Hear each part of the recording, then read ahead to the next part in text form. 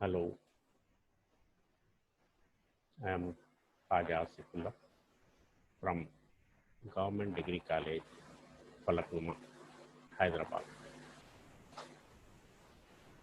Today, we will learn about solutions. It's a topic from chemistry, physical chemistry. For that, let us know about the matter. What is matter? Anything that has mass and volume is called matter. For example, stone, wood, air, water, etc. Matter exists in three physical states: solid, liquid, and gas. There are other states of matter between solid and liquid, like liquid crystals, etc.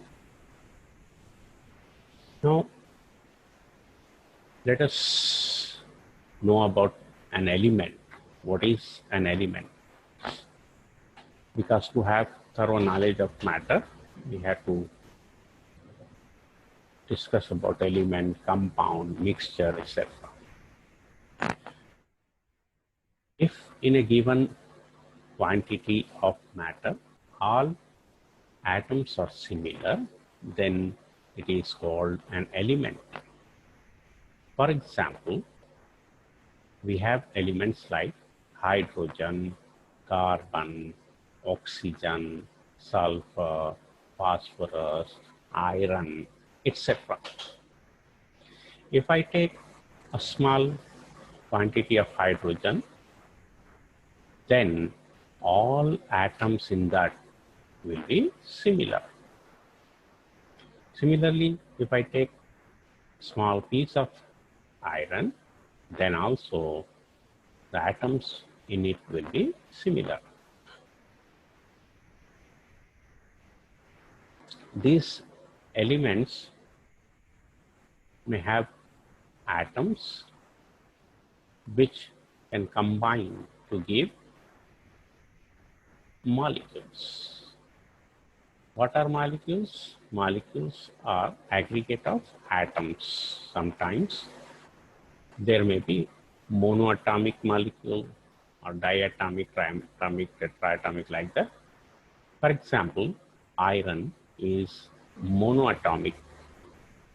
Therefore, we write this symbol as Fe. Molecule for symbol of molecule of iron is Fe. For hydrogen, it is H2 because its molecule contains two atoms, or it is a diatomic.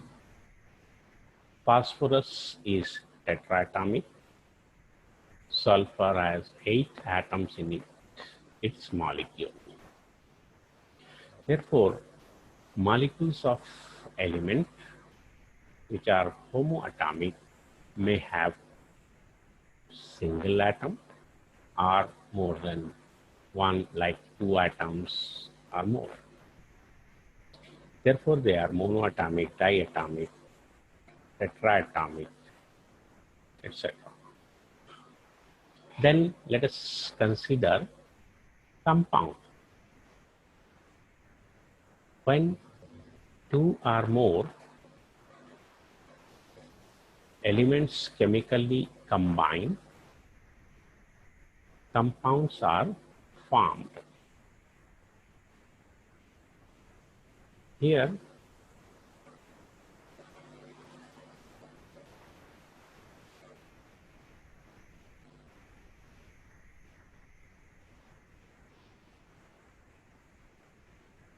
if we consider element, the atoms in a given quantity of it are similar, whereas in compounds, Compounds are formed when two or more elements chemically combine, like water, HCl, CH4, BF3, etc. If we consider water, H2O, it has two elements, hydrogen and oxygen. HCl, two elements. But there may be compounds which may have more than two elements also. CH3Cl, etc. If we consider the molecules, these are heteroatomic. Why? Because there are more than one element. Therefore, it is heteroatomic. Now, we come to mixture. Mixture is nothing but it is a physical combination of two elements or more than two elements. Similarly, it may be physical combination of compounds, two or more compounds. When physically combined, give mixture, or two or more elements physically combined will give you mixture, or sometimes element and compound, etc. For example, air.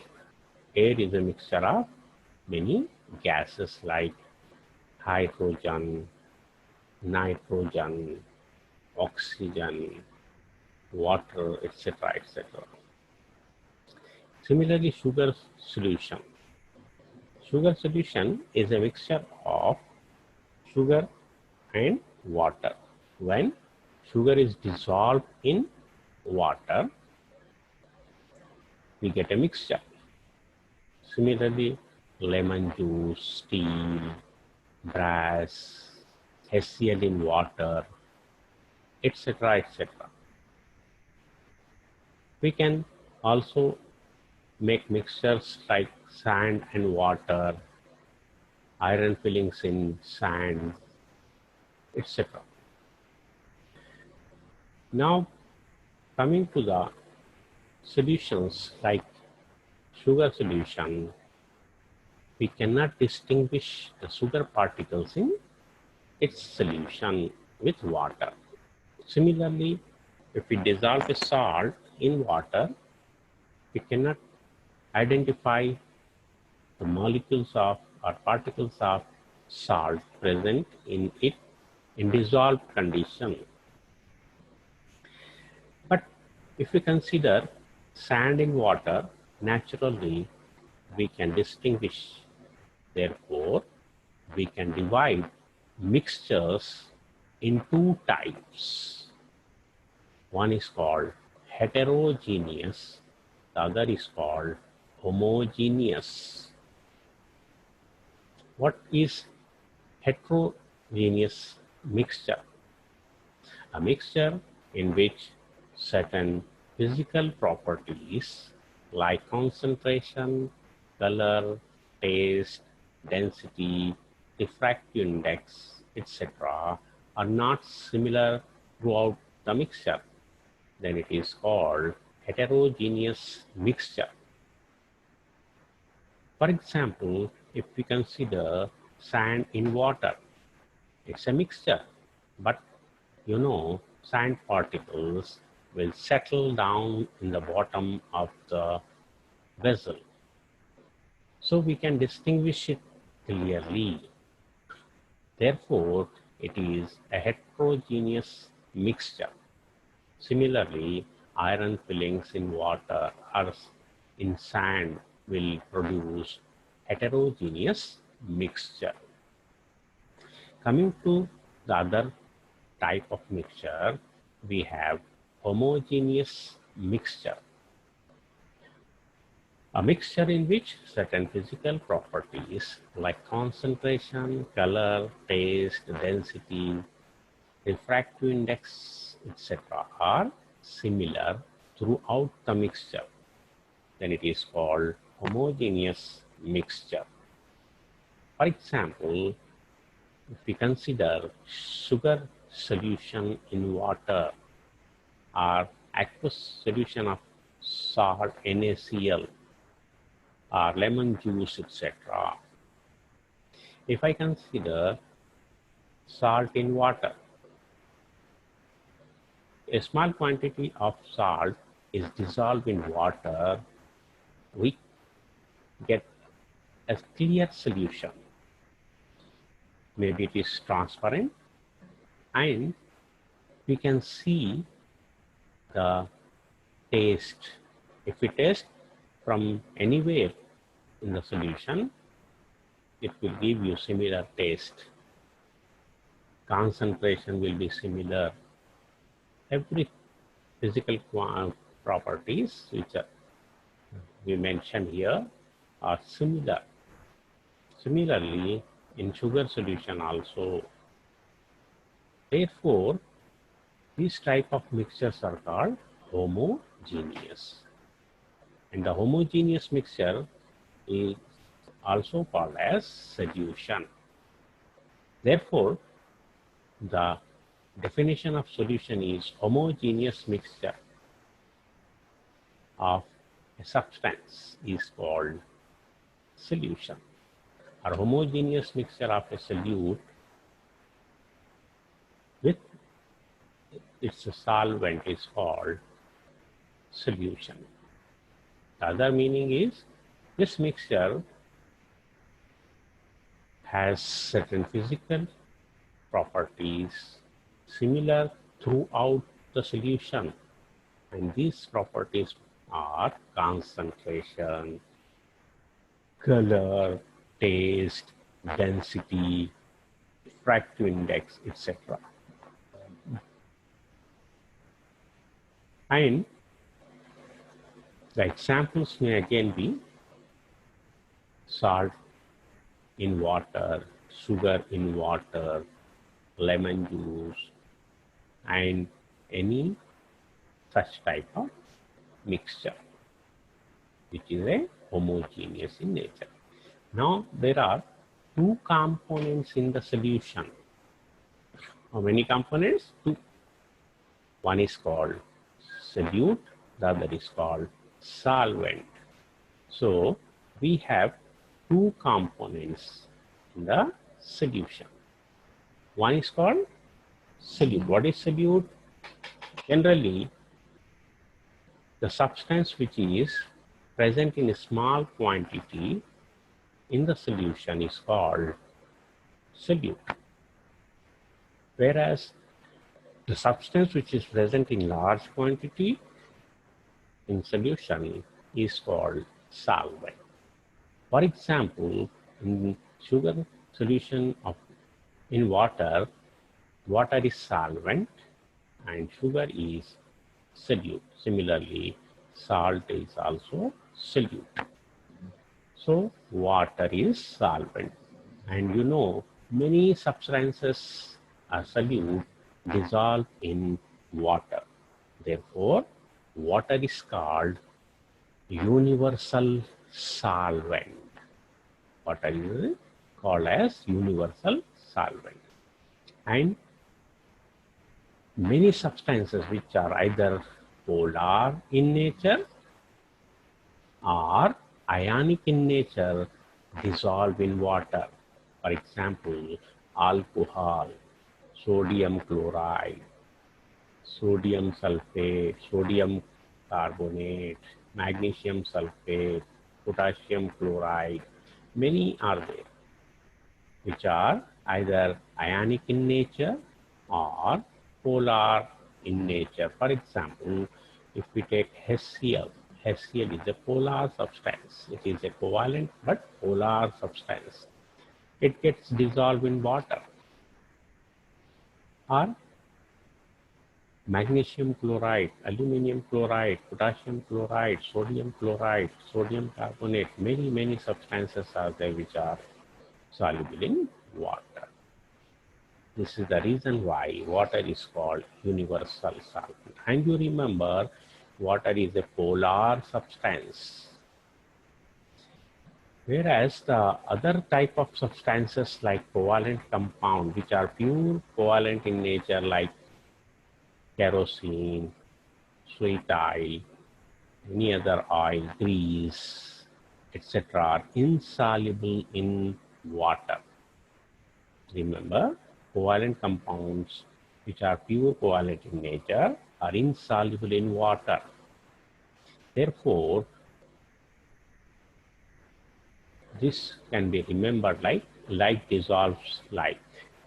Those covalent compounds are soluble in polar,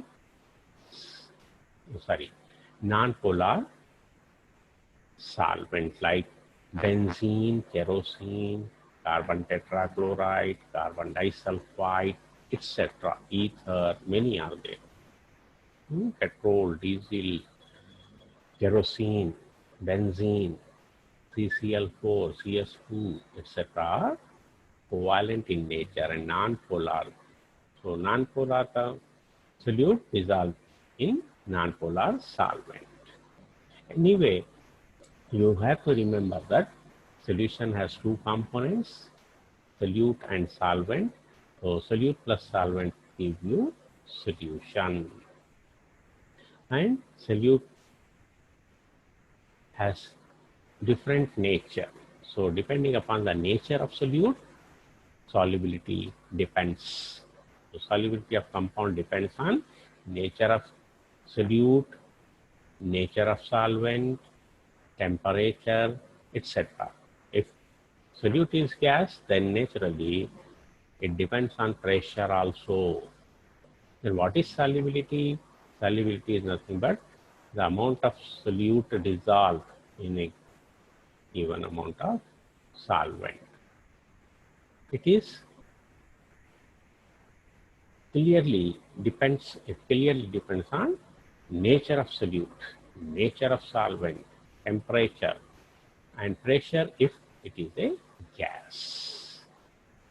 Now,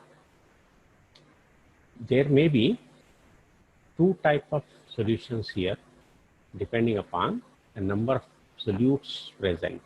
One is a solution in which only one solute is present. That type of solution is called binary solution. So a binary solution is nothing but a solution in which one solute is present. For example, NaCl plus water, sugar plus water. But sometimes there may be more than one solute present in the solution. There are many different ways to categorize solution. For example, if we have water as a solvent in solution, then it is called aqueous solution. If alcohol is there, then it is called alcoholic solution. For example, iodine. Iodine is soluble in alcohol. So it is also a solution. But here iodine is solute and alcohol is solvent. It is called alcoholic solution. So the type of solution depends on the type of solvent also. For example, aqueous solution, alcoholic solution, etc. It also depends upon the amount of solute dissolved in the given amount of solvent. For example, if I take 2 beakers and if I add 100 ml of water to each, in one beaker if I add 1 teaspoonful of sugar, to other 4-5 teaspoon of sugar. In both the cases, sugar is soluble or it gets dissolved in water. But one is containing only 1 teaspoonful of sugar, the other has more. So one is not saturated. The other will become saturated if we go on adding sugar. A time will come when the sugar will not dissolve in water. It remains in a solid state. That is called saturated. In saturated solution, it is a dynamic one. Some particles of sugar will dissolve in water, and then in reverse case, some of the particles from solution will crystallize. So it is a dynamic process. One more type of solution in when we consider solubility, that is called supersaturated. In the second case where the sugar is more, if we keep that beaker on Bunsen burner and we heat it, what happens when the solution is heated, the temperature of the solution increases and more sugar will get dissolved in it, forming supersaturated solution. The third one we can categorize it as dilute solution, concentrated solution. What is dilute and what is concentrated? It depends upon the amount of solute dissolved in the solution. If less amount, it is in comparison. So these words dilute and concentrated are used in comparison. For example, dilute HCl, concentrated HCl, a dilute sodium hydroxide solution of sodium hydroxide, or concentrated solution of sodium carbonate. What is the meaning here? If we take two solutions of HCl, for example, we have 100 ml of each solution. First solution contains only 1 ml of HCl in 100 ml of solution, means the remaining 99 ml is of water. The other, let it be 5 ml of HCl in solution of 100 ml solution, means 5 ml HCl, 95 ml water. Then what happens? Here we can say two solutions of HCl are formed. One is containing less amount of HCl, the other is containing more. So the solution which is containing less amount is called dilute, the other one is called concentrated. Now, what is here the term concentration refers to? What is the concentration of solution? It is nothing but the exact amount of solute present in the given volume of solution. Concentration of solution is nothing but the exact amount of solute known to us which is present in the given volume of solution. So we know how much amount of a particular solute is present in the given solution of it. For example, again, if we take HCl, if I have a solution of HCl, if I don't know how much amount of HCl is present in that, we can't say the concentration, or we cannot represent the concentration. If I know that 1 mole of solution HCl is dissolved in 1 liter, or 36.5 grams of HCl is dissolved in the given solution, then we can say the concentration or express the concentration of solution. So we have different ways to represent the concentration. What are these? One is volume percent, the other is weight percent, next is molarity, normality, molality, mole fraction. All these terms actually are used to express the concentration of solution. Remember, the concentration of solution can be expressed in different ways. First, we are taking volume percent. Then what it is? It is nothing but the volume of solute in milliliters present in 100 ml of its solution. For example, we have 5 ml of H2SO4 present in 100 ml of its solution. What is the meaning? We have 95 ml water and 5 ml H2SO4. So we say 5% of H2SO4.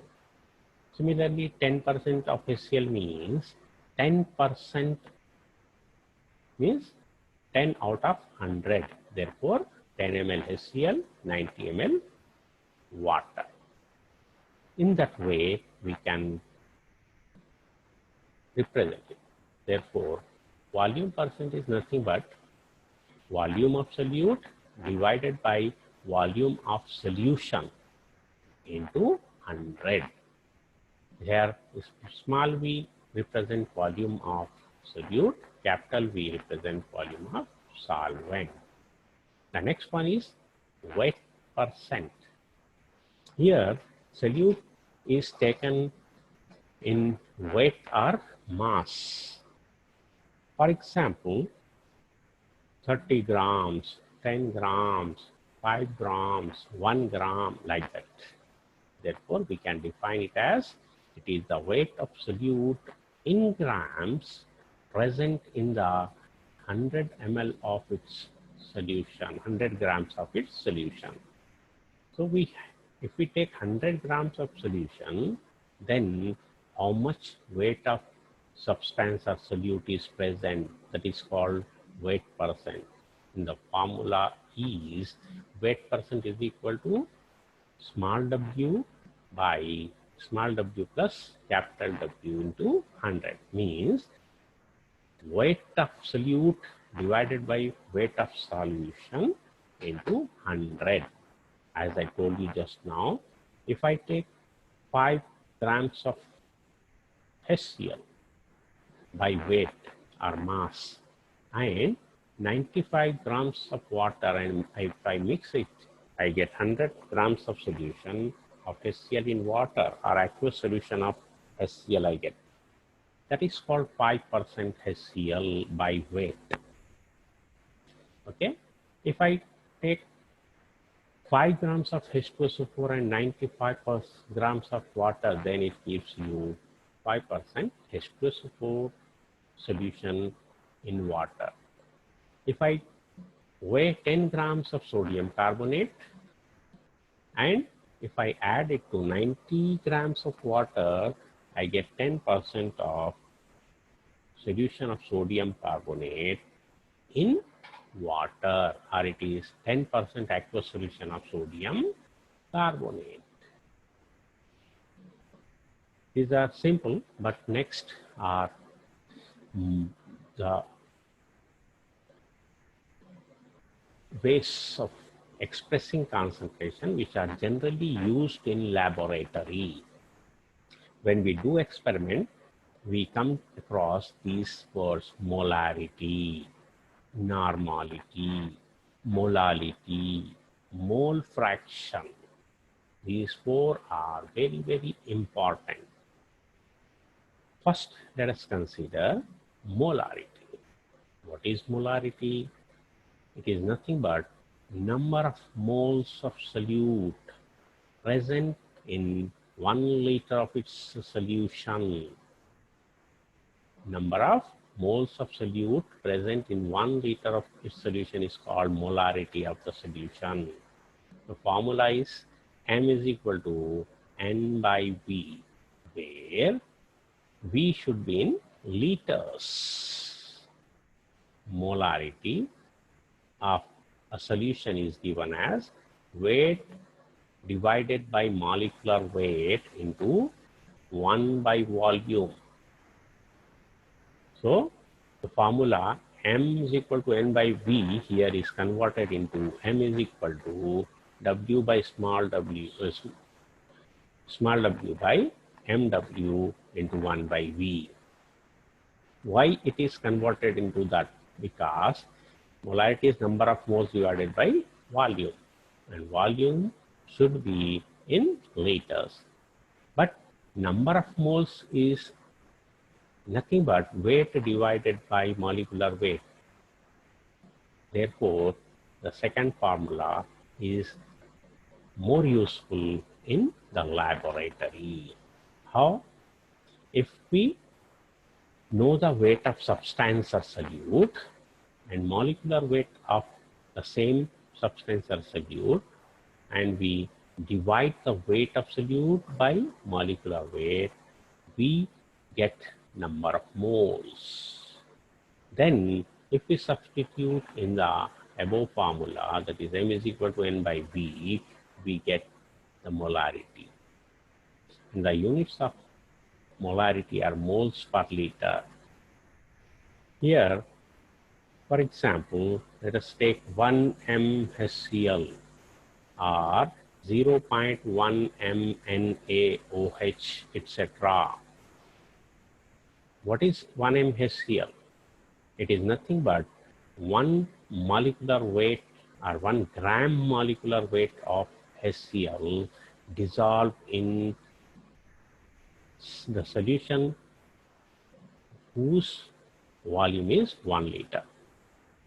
If it is aqueous solution, then it will be like this, 36.5 grams of HCl. Why? Because the molecular weight of HCl is 36.5, and when it is expressed in grams, it is 36.5 grams. It is called gram molecular weight.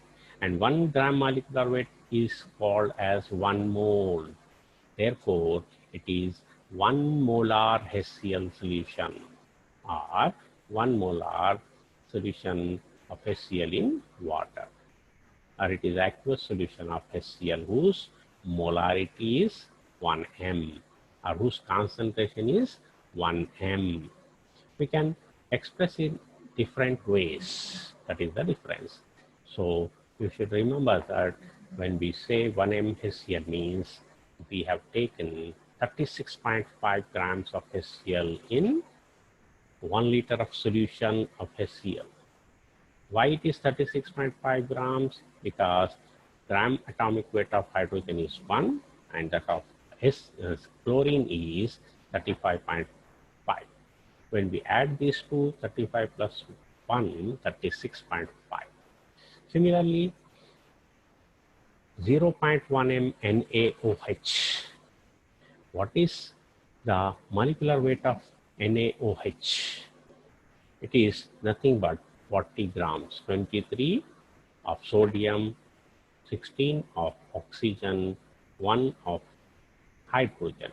These are 23, 16 and 1 are the gram atomic weights of sodium, oxygen and hydrogen.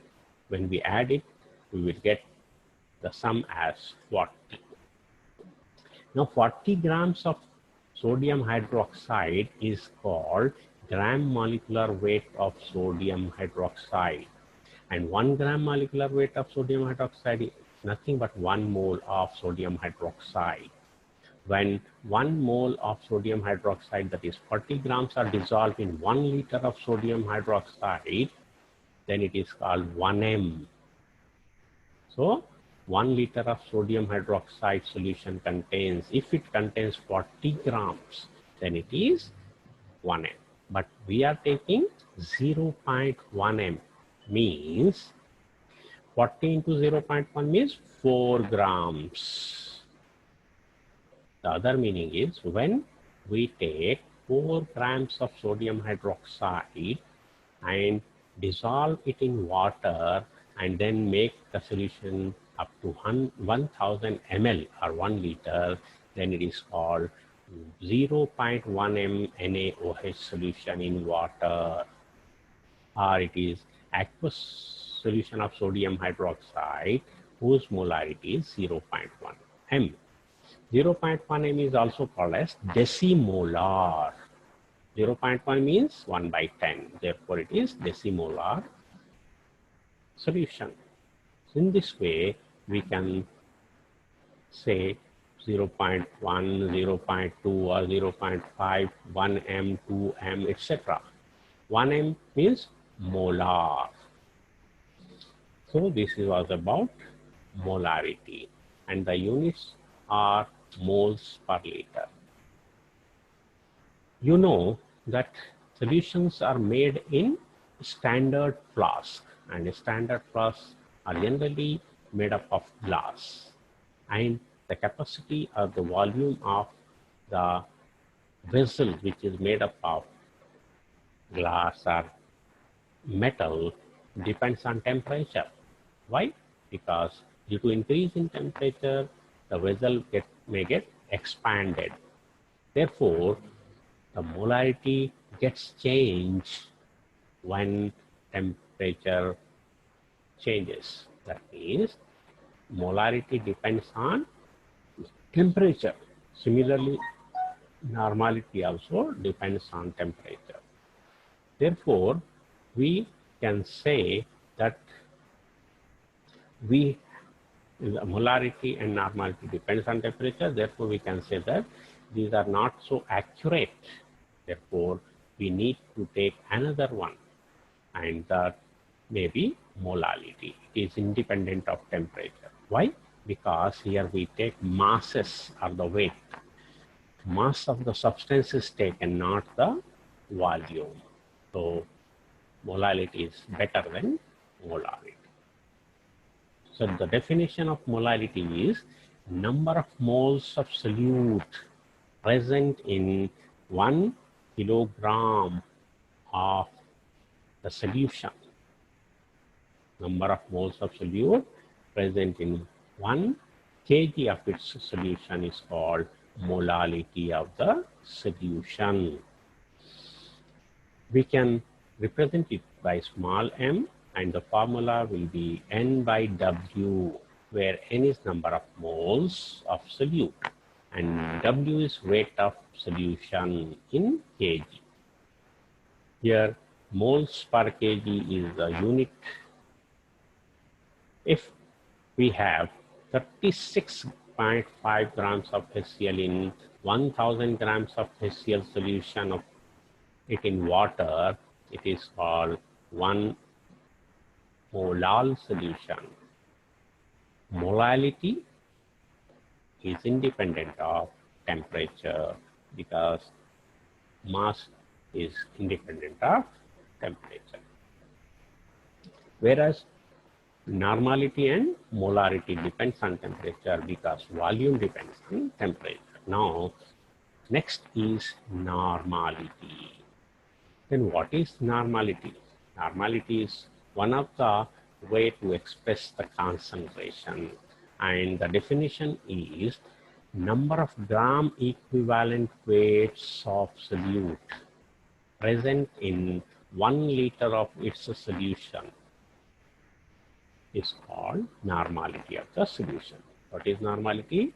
Is number of gram equivalent of solute present in 1 liter of its solution. So the formula is N is equal to GEW by V. GEW means gram equivalents. What is gram equivalent?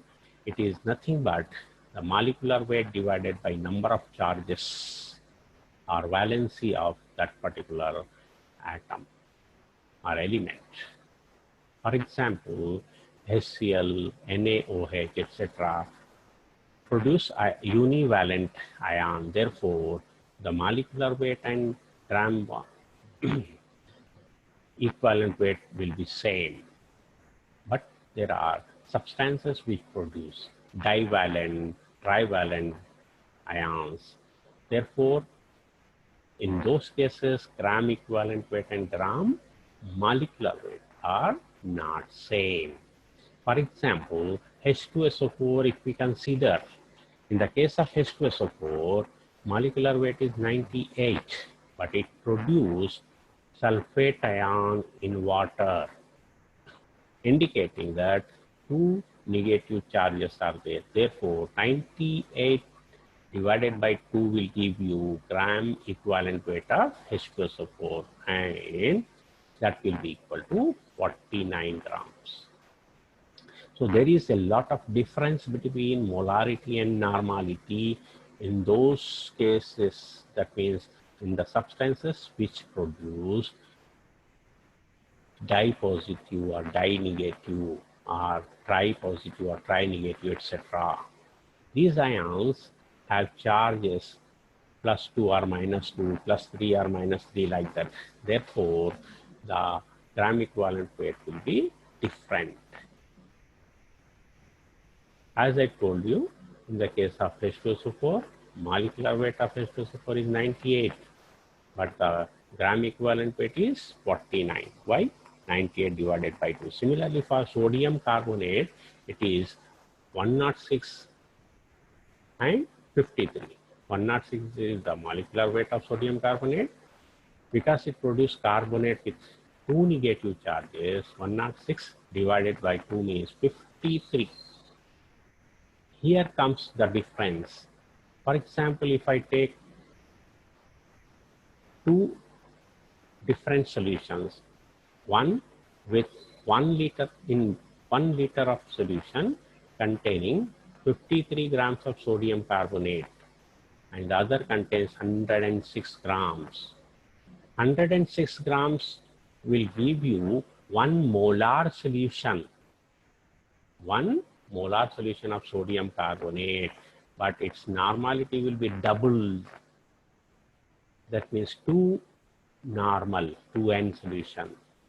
Why? Because its normal or gram equivalent weight is 53. 53 into 2, 2N sodium carbonate solution. Therefore, we have to be careful here. If we want to prepare the normal solution, we have to consider gram equivalent weight, whereas for normality, molarity is molecular weight. And the relationship between gram equivalent weight and molarity is like this. Molecular weight divided by charges or valency will give you gram equivalent weights. For example, 1N H2SO4 means 49 grams of H2SO4 dissolved in 1 liter of its solution. Therefore, it is 1N. Similarly, 5.3 grams of sodium carbonate in 1 liter will produce 0.1 N sodium carbonate. Now comes the next one, mole fraction. It is also one of the important way to express the concentration. To know that fraction means we are taking ratio, mole fraction ratio.